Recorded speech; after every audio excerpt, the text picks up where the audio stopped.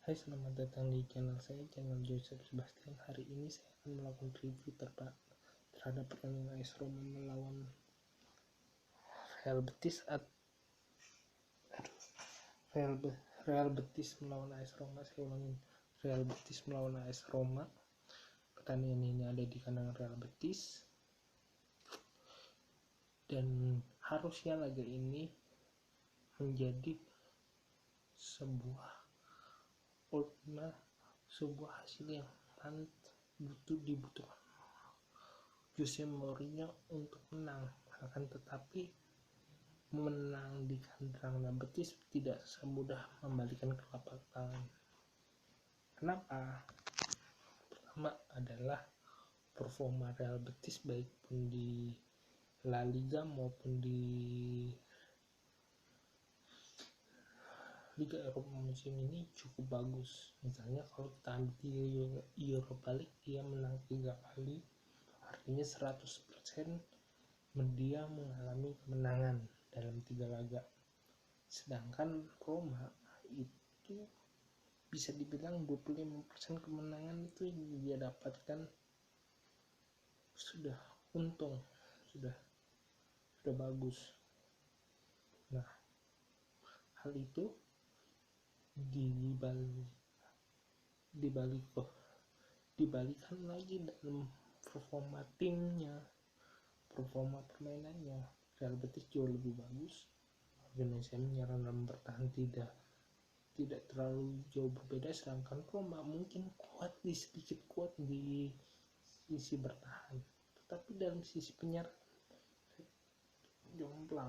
jomplangnya apa bisa kita lihat di performa timnya adalah pengandalannya Dybala, terus pola serangan yang sering sama dan hanya mengandalkan pemain itu saja, dan mereka akhirnya cukup kesulitan. Dan kita akan beralih ke review pertandingannya. Nah, saat kita menghubungkan hal-hal yang saya sebutkan dengan pertandingan ini, itu ada plus dan minusnya dari dua tim. Roma mengambil opsi untuk bermain lebih melebar, lebih ke memaksimalkan komposisi yang ada. Tapi apakah dia akan bermain 4-3-3 atau 4-2-2 atau 4-2-1-4-2-3-1, itu tidak terjadi. Dia bermain 5-3-2. Ya, ini cukup masuk akal karena mereka harus memaksimalkan dua pemain sayap tersisa, itu ada di Spinazzola dan Zielinski. Nah, didukung dengan tiga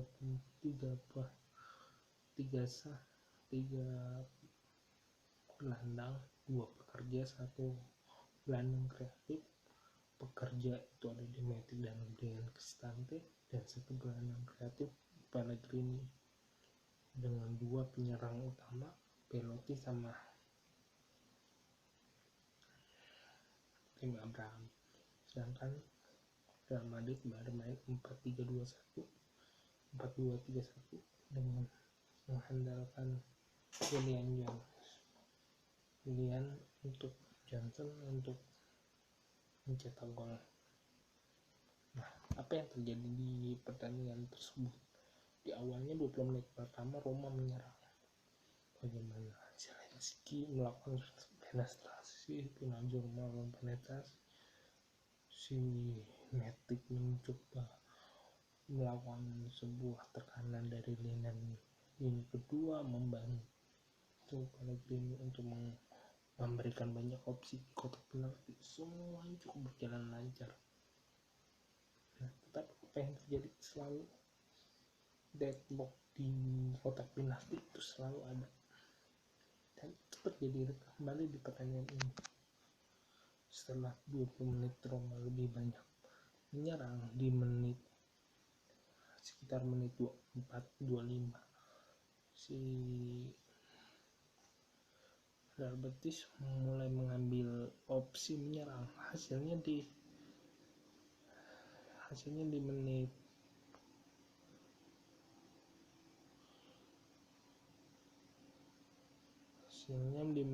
31 banyak serangan dan petaka. Di menit 34 Canaris berhasil melakukan tendangan langsung di luar kotak penalti, sempat sedikit menyentuh Ibanez. Bola berubah arah dan tidak dapat diamankan Rui Patricio. Akhirnya gol dicetak. Roma tersalah. Akibat gol itu Roma cukup tersengat, mencoba mengandalkan beberapa opsi menyerang, baik itu Spinazzola, Zelensky dimaksimalkan, akhirnya sempat ada opsi mencetak gol, tetapi gol ini dianulir karena offside. Akhirnya di babak pertama Roma ketinggalan 0-1. Babak kedua memang akhirnya Mourinho harus melakukan banyak alternatif baru di lini tengah. Matic yang sedikit cukup tidak efektif, akhirnya digantikan Mohamed Kamara untuk mengisi lini tengah berdua dengan Cristante. Cukup bagus sih kalau menurutku. Hasilnya Roma kembali lebih atraktif lagi di awal babak kedua. Bahkan cuma dari rentan waktu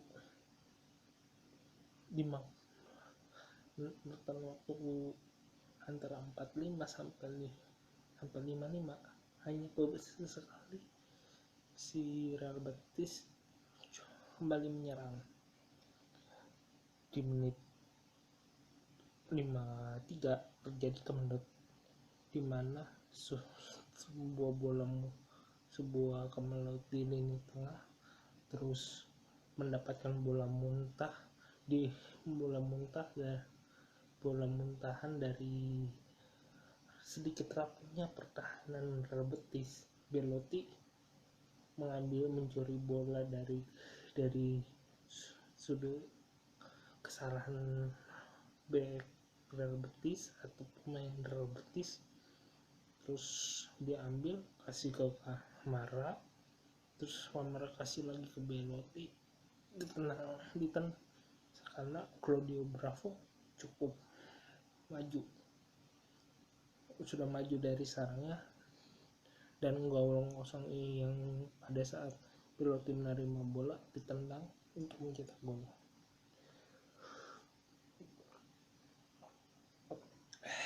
Gol ini sempat dianggap berbau offside. Untung Belotti ada di posisi yang cukup menguntungkan, ada yang cukup segaris dengan pemain Real Betis yang hampir terjatuh dan membuat peluang pas Belotti yang ambil bola cukup menguntungkan. Terlebih juga kalau Bravo juga sudah maju dari gawangnya 1-1 golnya. Nah, setelah 1-1 praktis permainan itu ada di keinginan mereka, kedua tim cukup berbeda.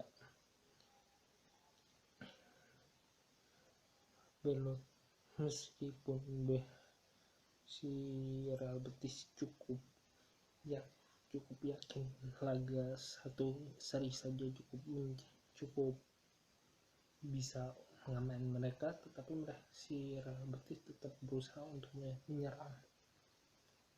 Hasil Roma sering tertahan ingin menyerang, tetapi Real Betis sudah memakai baik itu pertahanan tinggi, kadang juga mau dalam gaya bertahan mendalam. Cukup bagaimana, cukup merepotkan ini tengah loh, ini depan Roma. Sedangkan nih karena merepotkan ini depan Roma untuk bekerja kreatif, lama-lama gaya permainan menguntungkan Real Betis untuk melakukan terus serangan. Meskipun Roma tetap berusaha untuk mencetak gol untuk mengunggulkan mereka dan membuat situasi sama peliknya di persaingan tim. Tapi ya saat Roma menyerang, Real Betis mencoba menahannya, bahkan mengambil opsi memainkan pemain-pemain yang awalnya disimpan untuk kembali bermain di lapangan, kayak Alex Moreno, terus Iglesias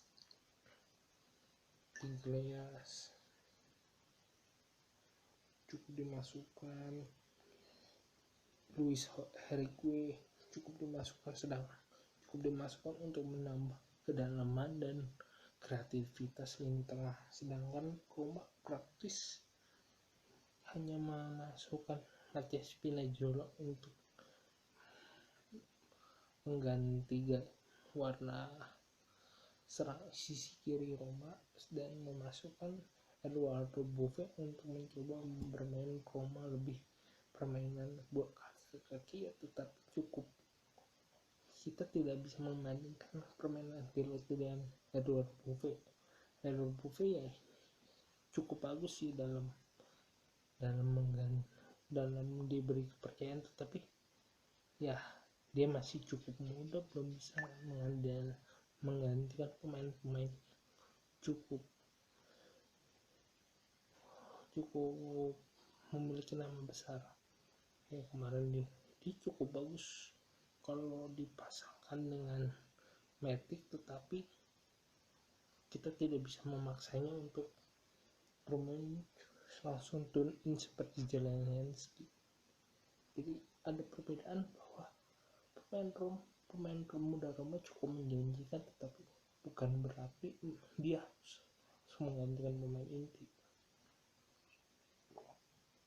Artinya bisa diganti, pemain Roma memiliki kesempatan untuk berkembang lebih bagus asal diberikan jam terbang dan jangan dibiarkan untuk bermain langsung menggantikan sejumlah pemain, karena sempat di Eduardo Bove mampu melakukan tusukan, tapi ya dia kadang memberikan bola pada Abraham, Spinazzola juga membantu menekan, tapi ya ada sisi tricky di striker Roma sekarang.